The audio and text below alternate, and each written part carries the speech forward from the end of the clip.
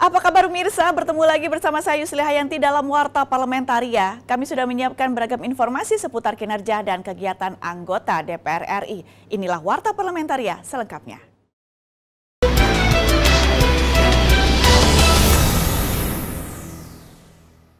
Pimpinan DPR RI mengingatkan pemerintah agar tidak memprioritaskan penggunaan influencer untuk melakukan jembatan komunikasi terkait program-program pemerintah dengan masyarakat. Influencer seharusnya tidak menjadi hal yang utama yang dijadikan pemerintah sebagai jembatan komunikasi. Wakil Ketua DPR RI Sufmi Dasko Ahmad yang ditemui di Gedung Nusantara 3 Senayan, Jakarta baru-baru ini mengatakan pemerintah seharusnya bisa memanfaatkan banyak hal seperti media televisi, surat kabar, ataupun media sosial dalam upaya menyampaikan program-program kepada masyarakat. Sufmi Dasko menyatakan influencer tidak seharusnya menjadi hal yang pokok dalam menyampaikan kerja pemerintah kepada masyarakat. Saya pikir itu kan pemerintah bisa memanfaatkan banyak untuk menjembatani. Itu ada media, televisi, kemudian media sosial, kemudian surat kabar. Dan kalau memang kurang, itu ya bukan yang menjadi pokok bahwa influencer ini adalah jembatan yang menjadi pokok, itu menjembatani antara pemerintah dan masyarakat. Nah, ini hanya sebagian kecil mungkin cara pemerintah untuk menyampaikan program-programnya. Sufmi Dasko berpendapat pemerintah bisa memanfaatkan peran media lain yang lebih efektif tanpa harus melibatkan influencer. Dengan keterbatasan sarana dan prasarana serta jarak jangkau, saya pikir tidak cukup. Ya kalau kita kan ada TV Parlemen, ini ada kawan-kawan wartawan, ini udah cukup menurut saya gitu loh. Ya kalau menurut saya kan itu bukan yang utama, tapi variatif daripada kemudian bagian komunikasi ya boleh-boleh saja. Zikri dan Denus, TVR Parlemen melaporkan. Komisi 5 DPR RI mendorong pemerintah sigap dan bersiap dalam mengantisipasi akibat pandemi COVID-19 di Indonesia. Ditemui di Gedung Nusantara 2 DPR RI Senayan, Jakarta, anggota Komisi 5 DPR RI Muhammad Aras mengatakan pemerintah harus sejalan dalam menangani persoalan kesehatan dan ekonomi di Indonesia. Menurutnya, hal itu harus dilakukan guna mencegah terjadinya resesi yang sudah dikhawatirkan banyak masyarakat akibat pandemi COVID-19. Aras menambahkan, jika pemerintah bisa mengambil kebijakan yang tepat, maka Indonesia mampu menghindari ancaman pertumbuhan ekonomi negatif yang saat ini sudah terjadi di negara tetangga seperti Singapura maupun Filipina. Persoalan kesehatan dan ekonomi harus sejalan untuk penanganannya, sehingga ke depan betul-betul kita tidak terjatuh pada resesi yang tentu yang dikhawatirkan banyak negara. Indonesia tentu salah satu negara yang kami yakin bahwa resesi ini akan bisa kita hindarkan kalau pemerintah tepat dalam mengambil kebijakan. Aras menyatakan sejauh ini Indonesia masih bisa bertahan menghindari pertumbuhan ekonomi negatif yang signifikan karena sektor pertanian khususnya pangan bisa kita hasilkan sendiri tanpa harus melakukan impor. Masyarakat kita bisa bertahan dengan keadaan yang ada tanpa harus mengimpor dan mengekspor, sehingga tentu harapan kita bahwa sektor pertanian, sektor yang terkait dengan pangan itu harus menjadi prioritas agar paling tidak seluruh kebutuhan negeri ini bisa kita produksi sendiri. Ila dan Kristio, TVR Parlemen melaporkan. Terkait dengan insiden penyerangan markas polisi sektor Ciracas yang sangat merugikan masyarakat sekitar serta mengganggu keamanan dan ketertiban, Komisi 1 DPR RI mengapresiasi tindakan tegas Panglima TNI dan Kepala Staf Angkatan Darat yang memberikan pemecatan juga penggantian rugi yang dibebankan kepada tersangka sehingga menimbulkan efek jera terhadap pelaku. Ditemui di Gedung Nusantara 2 DPR RI Senayan, Jakarta, anggota Komisi 1 DPR RI Bobi Adityo Rizaldi mengatakan insiden penyerangan Mapolsek Ciracas merupakan salah satu bahaya dari penyebaran hoaks. Bobi menilai kejadian ini sangat merugikan institusi dan keamanan masyarakat. Ya, maksudnya KSAD kita mengapresiasi karena menurut kami untuk seorang prajurit itu adalah hukuman yang paling tinggi. Udah masuk kurungan, disuruh ganti rugi dan sanksi pemecatan. Itu udah sanksi yang paling tinggi dan kami harapkan ini tidak akan terjadi lagi di masa depan. Anggota Komisi 1 DPR RI lainnya, Farah Putri Nahlia, mendesak TNI dan Polri mengusut tuntas kasus penyerangan dan pengerusakan. Farah menegaskan transparansi dan ketegasan harus selalu dikedepankan. Farah berharap TNI dan Polri meningkatkan kinerja pengamanan dan ketertiban masyarakat agar hal ini tidak kembali terjadi karena sangat merugikan masyarakat. Baik dari kedua institusi harus sama-sama cooling down dan untuk kasus ini agar diusut setransparan mungkin, dan saya mendukung Panglima maupun Kasat untuk memberikan tindak pidana dan PTDH kepada oknum-oknum TNI yang terlibat, terutama aktor utama yang menyebar hoax. Hilman Hidayat dan Arif, TVR Parlemen melaporkan. Jangan kemana-mana pemirsa, karena kami masih memiliki banyak informasi lain dalam Warta Parlamentaria. Di antaranya datang dari Komisi 10 DPR RI, nilai Permendikbud nomor 85 tahun 2015 belum berjalan efektif setelah jeda berikut.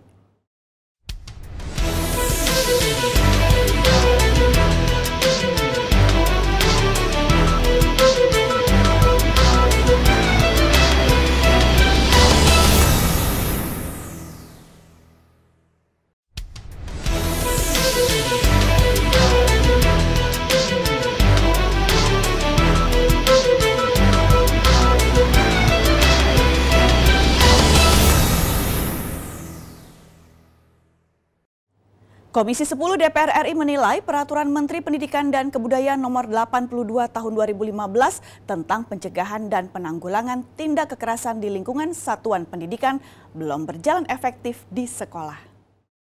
Ditemui saat rapat dengan Kepala Perpustakaan Nasional Muhammad Syarif Bando di Gedung Nusantara II DPR RI Senayan Jakarta, anggota Komisi 10 DPR RI Iliza Saaduddin Jamal mengatakan sejak diterbitkannya aturan tersebut di tahun 2005, angka kekerasan di sekolah terus meningkat setiap tahunnya, seperti kekerasan oleh para guru kepada murid, murid kepada gurunya, serta kekerasan di antara para murid.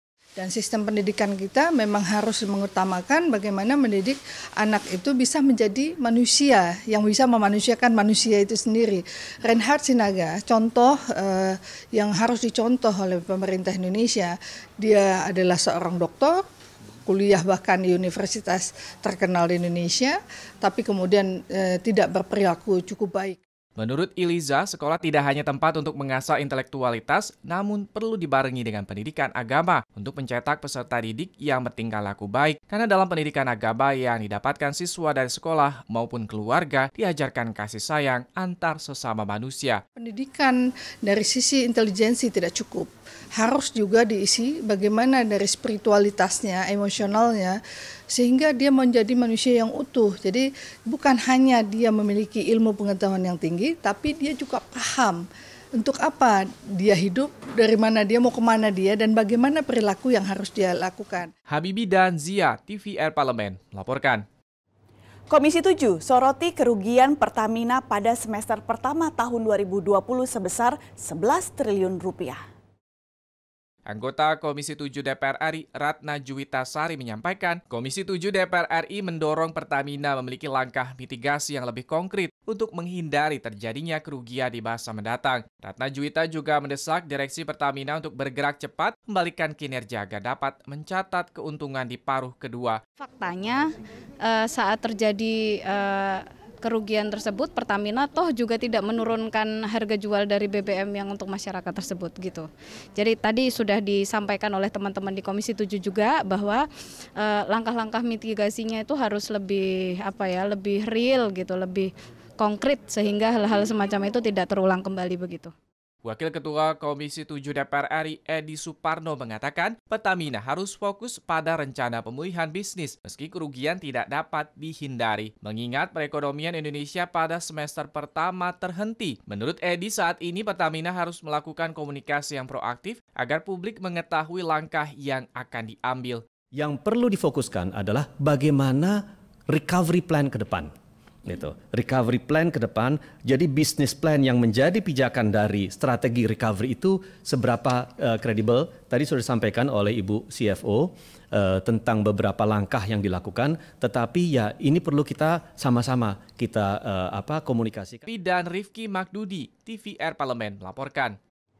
Komisi 7 DPR RI mendorong Pertamina mensosialisasikan rencana penghapusan premium dan Pertalite dengan memperhatikan kondisi ekonomi masyarakat di tengah pandemi COVID-19.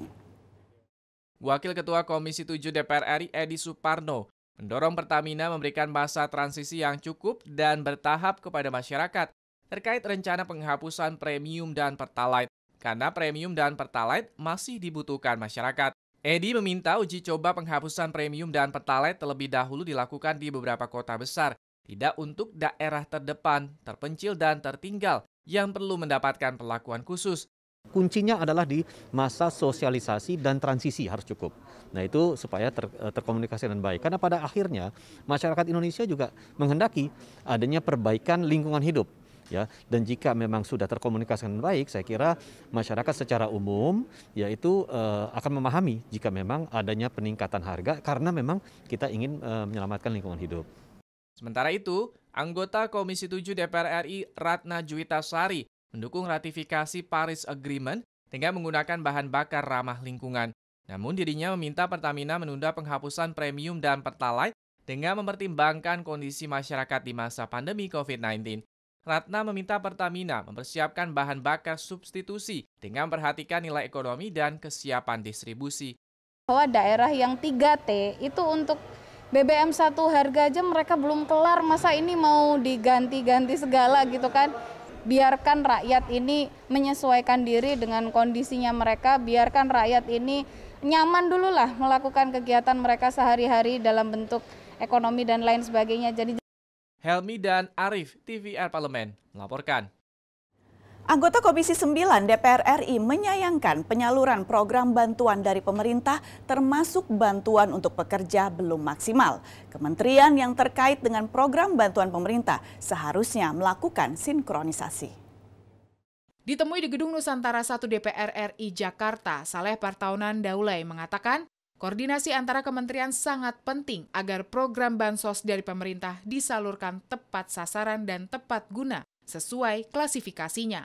Saleh mencontohkan program kartu pekerja yang belum terserap maksimal, namun pemerintah sudah membuat program bantuan langsung tunai atau BLT bagi karyawan dengan gaji di bawah 5 juta rupiah. Itu bagaimana menjaminkan itu supaya jangan tumpang tindih seperti itu? Kalau tidak ada koordinasinya kan? Apalagi kita tahu pendataannya di problem di Indonesia. Pemerintah itu punya DTKS namanya, data terpadu kemiskinan ya di Indonesia itu. Jadi mestinya DTKS itu jadikan acuannya. Senada dengan itu, anggota Komisi 9 DPR RI Neti Prasetyani menilai program bantuan dari pemerintah begitu banyak, namun masih banyak masyarakat, termasuk pekerja yang sesuai klasifikasi penerimaan bantuan, belum merasakan atau mendapatkan bantuan. Dengan adanya koordinasi antar kementerian bisa menjangkau masyarakat atau pekerja yang kesulitan mengakses bantuan dari pemerintah. Harusnya duduk bareng dengan pemegang kartu prakerja gitu, sehingga ini jangan sampai kemudian terjadi kalau redundant mungkin tidak ya, tapi missing ya. Nadia dan Kristio, TVR Parlemen melaporkan. Pemirsa, kami masih memiliki banyak informasi lain dalam Warta Parlamentaria. Tetaplah bersama kami.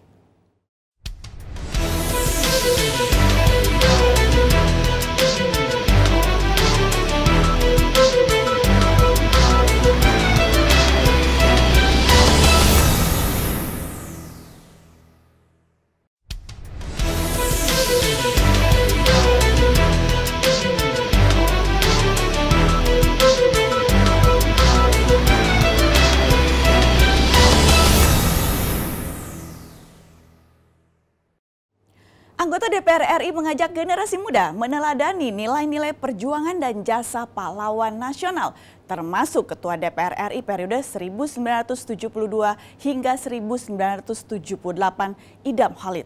Sosok Idam Halid bisa menjadi inspirasi termasuk bagi para santri untuk mengimplementasikan nilai religius dan nasionalisme dalam membangun bangsa. Dalam peringatan hari lahir Kiai Haji Idam Halid yang ke-98 di Yayasan Darul Quran Idam Halid, Cisarua, Bogor, Jawa Barat, Syaifullah Tamliham menceritakan Idam Halid adalah ulama sekaligus politisi yang menjadi pahlawan nasional, telah banyak mengemban jabatan strategis dalam penyelenggaraan negara. terbentuk kader-kader bangsa yang punya kapasitas, kapabilitas, dan integritas sehingga menjadi kader nasional yang handal di bidangnya masing-masing. Anggota DPR RI Syaifullah Tamliha juga menceritakan kontribusi Idam Khalid menjadikan Pancasila sebagai dasar negara, khususnya gagasan Eka Prasetya Pancakarsa, yang kemudian menjadi pedoman penghayatan dan pengamalan Pancasila atau P4. Generasi muda harus melanjutkan perjuangan para tokoh bangsa dengan terus mengimplementasikan nilai Pancasila dan semangat nasionalisme dalam kehidupan berbangsa dan bernegara. Tentang Eka Prasetya Pancakarsa. Nah, ini merupakan kehidupan yang sangat bersejarah di hadapan generasi muda kita sekarang. Tim TVR Parlemen melaporkan. Anggota Komisi 6 DPR RI mendorong bantuan bagi koperasi dan UMKM yang terdampak pandemi COVID-19 disalurkan secara optimal dan tepat sasaran agar mendorong peningkatan daya beli masyarakat. Ditemui di gedung DPR RI Senayan, Jakarta, Daeng Muhammad mengatakan hingga Agustus 2020 serapan anggaran Kemenkop UMKM masih di bawah 50% dan harus ditingkatkan melalui program bantuan pemerintah. Dengan adanya pandemi COVID-19, anggaran Menkop UMKM sudah ditambah khususnya untuk pelaku usaha mikro dan ultramikro senilai 2,4 juta rupiah. Namun manfaat bantuan bagi UMKM belum terlihat dari tingkat daya beli masyarakat yang masih rendah. Pemerintah punya niat baik menggelontorkan 22 triliun rupiah untuk UMKM dengan bantuan kepada pengusaha ultramikro lah sebesar 2,4 juta. Ini sesuatu yang positif. Makanya catatan saya adalah ini menjadi positif ketika ini tepat sasaran. Yang mendapatkannya betul-betul memang sesuai kriteria itu adalah pelaku usaha kecil. Anggota Komisi 6 DPR RI Daeng Muhammad menambahkan, untuk mempercepat penyerapan anggaran, Kemenkop UMKM harus melakukan sinergi yang komprehensif dengan instansi-instansi terkait. Komisi 6 DPR RI terus melakukan pengawasan terhadap target penerimaan bantuan. Pemberian misalnya, bantuan itu terhadap satu daerah, apakah jumlah penduduk yang menjadi tolak ukur? Apakah pelaku usahanya yang menjadi tolak ukur? Seperti apa gitu loh. Mustaqim dan Aang, TVR Parlemen melaporkan. Komisi 1 DPR RI mengapresiasi upaya Kementerian Luar Negeri dalam mencari mitra kerjasama di bidang vaksin COVID-19. Di Kompleks Parlemen Senayan, Jakarta, Sukamta mengapresiasi inisiatif Kementerian Luar Negeri dalam mendampingi BUMN perihal kerjasama dengan produsen vaksin luar negeri. Dalam memenuhi kebutuhan vaksin dalam negeri, Sukamta meminta kerjasama di bidang vaksin tetap melibatkan DPR RI untuk memperlancar potensi yang akan ditimbulkan dari kerjasama tersebut, sehingga Indonesia tidak tergantung hanya pada produsen di salah satu negara. Pasti ketika Indonesia ini tergantung, satu sisi Indonesia ini pasar yang sangat besar sekali, nilai bisnis vaksin ini besar sekali, tapi satu sisi yang lain, Indonesia menjadi sangat terikat ya oleh salah satu produsen di salah satu negara. Nah, kita coba untuk melihat sisi ini secara komprehensif. Sementara itu, anggota Komisi 1 DPR RI Bobi Adityo Rizaldi mengapresiasi upaya pemerintah, di antaranya melalui Kementerian Luar Negeri dan Kementerian Pertahanan, dalam mencari mitra dari luar negeri, khususnya dalam memproduksi vaksin COVID-19 di dalam negeri. Kerjasama tersebut dapat memberikan solusi dalam memenuhi kebutuhan vaksin dalam negeri sehingga tidak tergantung pada impor. Pendekatan-pendekatan seperti ke Korea Selatan, ke beberapa tempat Amerika Serikat, ke China pun juga itu kita apresiasi. Tinggal sekarang kita lihat upaya tersebut apakah sudah bisa membuat hasil yang maksimal. Karena kita masih berpacu dengan waktu ini. Helmi dan Aang, TVR Parlemen, melaporkan. Demikianlah beragam informasi seputar aktivitas DPR RI yang sudah kami susun dalam Warta Parlamentaria. Saya Yusli Hayanti beserta kerabat kerja yang bertugas mohon undur diri. Terima kasih atas perhatian Anda dan sampai jumpa.